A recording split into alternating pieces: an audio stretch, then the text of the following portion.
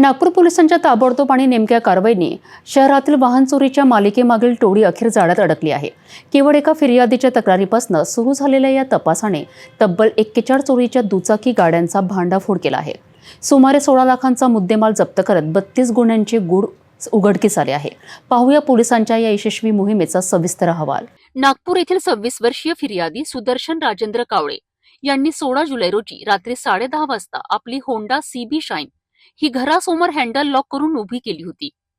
दुसऱ्या दिवशी सकाळी 8 वाजता गाडी गायब असल्याचे लक्षात आल्यावर परिसरात शोध घेतला तरी काहीच निष्पन्न झाले नाही। त्यानंतर 18 जुलै रोजी तहसील पोलीस ठाण्यात कलम 303 भारतीय न्याय संहिता अंतर्गत अज्ञात आरोपी विरुद्ध गुन्हा नोंदविण्यात आला।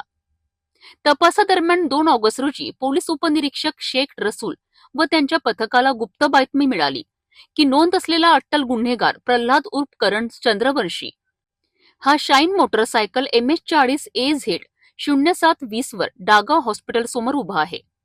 पोलिसांनी तत्काळ घटनास्थळी जाऊन त्याला ताब्यात घेतले आणि वाहनाच्या कागदपत्रांबाबत विचारले असता तो उडवाउडवीची उत्तरे देत असल्याने वाहन चोरीचे असल्याचा संशय आला। सखोल चौकशीत त्यांनी कबुली दिली आहे की हे वाहन त्याने कडमना पोलीस ठाणे हद्दीतून चोरी केले आहे। तसेच तो तहसील पोलीस ठाण्यातील गुन्हा क्रमांक 510-25 मधील आरोपी असल्याचे फुटेज वरून स्पष्ट झालेत। चौकशी दरम्यान प्रल्हाद चंद्रवंशीकडनं 10 चोरीच्या दुचाकी जप्त करण्यात आल्या। त्यानंतर त्याचा साथीदार ब्रज किशोर सुकुललाल चंद्रवंशी यालाही अटक केली।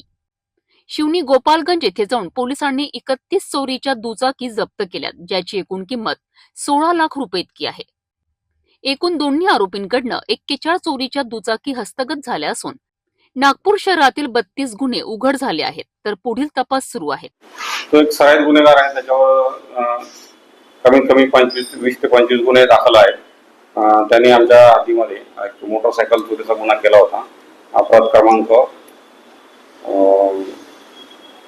705/25 कलम 303(2) भारतीय न्याय संहिता कायदा।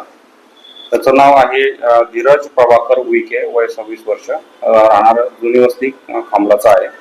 त्यांनी राणा प्रतापनगर येथे देखील अशाच प्रकारचा गुन्हा केल्याचा उघड झालेला आहे। सर, यामध्ये कशा पद्धतीचे त्याच्यावर गुन्हे दाखल आहेत आणि त्यासोबतच त्याला पोलिसांनी कशा पद्धतीने अटक केली? त्याच्यावर घरफोडीचे, चोरीचे असे वेगवेगळ्या प्रकारचे गुन्हे दाखल आहेत आणि त्याला आपल्या पोलिसांचे सिम्बा ऍप आहे, त्याच्यावरून त्याला आपण त्याच्या गाडीसहित पकडलेला आहे। सर, त्याच्याकडून किती मुद्देमाल जप्त करण्यात आला आहे? त्यासोबतच अजून किती रिकव्हरी बाकी आहे? त्याच्याकडनं एक आता सध्या ऍक्टिवा गाडी रिकव्हर करण्यात आलेली आहे आमच्या गुन्ह्यातील, आणि अजून त्याच्याकडनं काही मुद्देमाल रिकव्हर करणं बाकी आहे। फक्त एका वाहन चोरीच्या तक्रारीपासून सुरू झालेला तपास अखेर वाहन चोर टोळीच्या संपूर्ण रॅकेटचा पर्दाफाश करण्यास यशस्वी ठरला आहे।